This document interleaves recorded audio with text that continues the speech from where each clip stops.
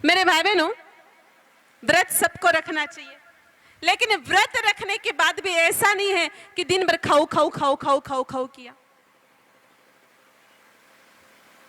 हमने बहुत सारे लोगों को देखा है, व्रत तो रखते हैं, लेकिन व्रत के नाम पर मेरे भाई बहनों दिन भर चढ़ते रहते हैं।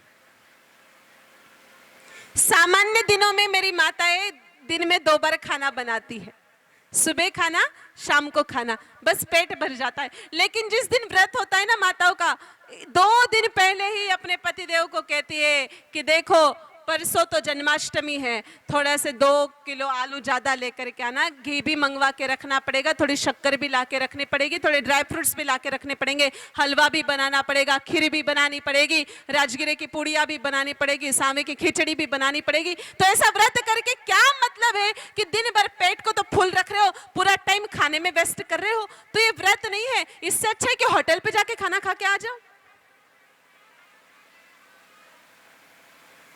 मेरे भाई बहनों, व्रत इसलिए किया जाता है, 2 कारण है। व्रत रखने के पीछे 2 कारण है।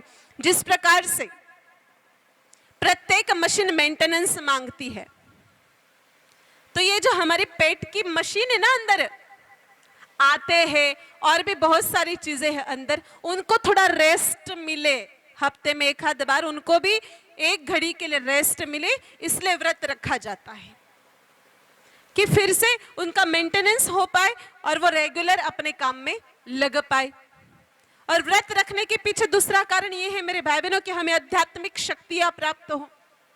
तीसरा कारण व्रत रखने के पीछे ये है कि अगर आप व्रत रखोगे तो आपका टाइम बचेगा, खाने में टाइम, बनाने में टाइम वेस्ट नहीं होगा, और टाइम बचेगा तो आप गौशाला में जाके सेवा कर पाओगे, 20 मिनट सुबह सुबह बैठ करके हरि नाम कीर्तन कर पाओगे। इसीलिए व्रत रखा जाता है, ना कि मेरे भाई बहनों 2 किलो आलू और आधा किलो घी मंगा करके हलवा बना करके खाने के लिए।